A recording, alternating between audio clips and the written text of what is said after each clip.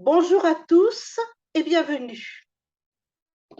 Force est de constater que le gouvernement, comme le président de la République, ne semble pas avoir pris la mesure de la situation grave dans laquelle se trouvent les phénomènes de santé et également d'accompagnement des personnes âgées. On parle de mesurettes qui vont être annoncées dans la loi de financement de la sécurité sociale. Bon, bien entendu, le gouvernement ne parle pas de mesurettes, ce sont des mesures qui vont faire une révolution et qui presque pourraient remplacer cette loi que nous attendons depuis si longtemps. Plus que jamais, nous devons défendre partout où nous nous trouvons, dans chaque établissement, au plan local, au plan départemental, au plan régional et aussi au plan national, car en fait, tout est lié. C'est pour cette raison que la FNAPAF organise des séances de formation à votre intention en visioconférence dans le but de vous donner un maximum d'éléments et d'outils vous permettant d'agir là où vous êtes. Les séances se tiendront une séance toutes les 2 semaines, à raison d'1 heure à 1 h 15 par séance. Elles seront animées par des membres de la FNAPAF rompus déjà à ce type d'exercice. Un calendrier sera produit très prochainement. Nous commencerons probablement au début octobre.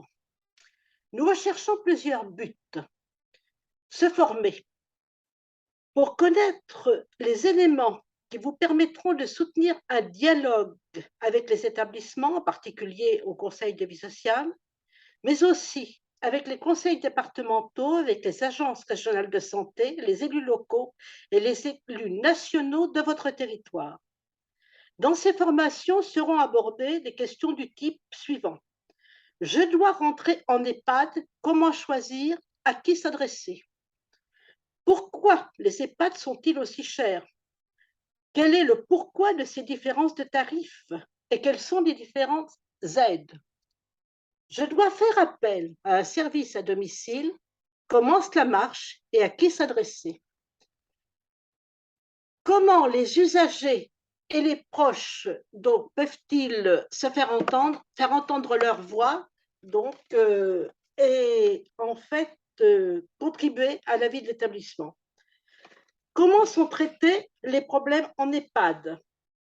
Et quels conseils généraux peut-on donner aux familles et aux personnes qui, confrontées aux problèmes, vont devoir chercher des réponses à la perte d'autonomie de la personne dont ils s'occupent? Le deuxième but, s'informer. Nous cherchons à la FNAPAF, autant que faire se peut, à vous informer le plus régulièrement possible et au jour le jour quand c'est nécessaire. Nous alimentons là aussi le site de FNAPAF et nous vous recommandons de vous y référer. D'autre part, nous avons besoin que vous nous informiez de ce qui se passe dans vos territoires. Se regrouper. Les handicapés, les familles d'handicapés sont très organisées depuis 80 ans. Or, le secteur des personnes âgées n'est pas du tout structuré.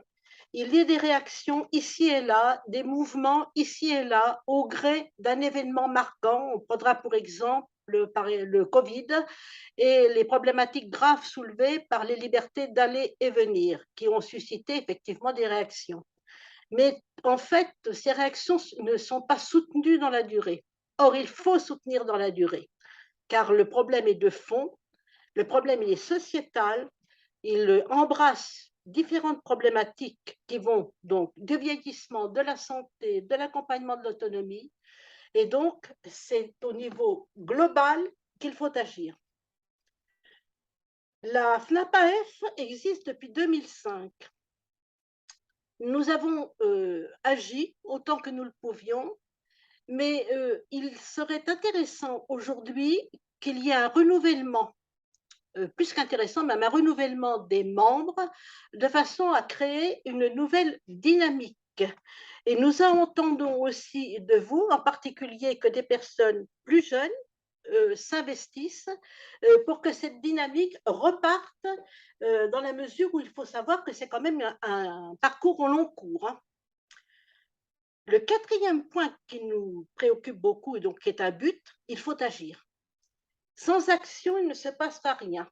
Les promesses ont souvent abusé ceux qui ont cru et qui ont eu tort d'y croire d'ailleurs, qui ont eu tort d'y croire. Nous-mêmes, FNAPAF, nous sommes un petit peu piégés. Là. Nous avons cru cette fois-ci que la loi grand âge allait sortir. Eh bien, nous attendons cette loi grand âge qui est maintes fois reportée pour des raisons évidentes, c'est qu'on ne veut pas la financer. Et puis, on utilise aussi le fait que peut-être le grand âge n'est pas porteur, dans la mesure où, ma foi, les autres générations pourraient ne pas la comprendre. Or, dans ce problème sociétal, toutes les générations sont concernées. Nous espérons donc, alors partout, il nous faudra défendre avec persévérance et opiniâtreté. Et effectivement, comme je l'ai dit, c'est une course de fond. Et c'est une course de fond qu'il faut tenir sans s'essouffler. Nous espérons que les séquences de formation que nous vous proposons vous permettront progressivement d'atteindre ces objectifs. Nous comptons sur vous. Merci de votre présence et bonne formation et à bientôt.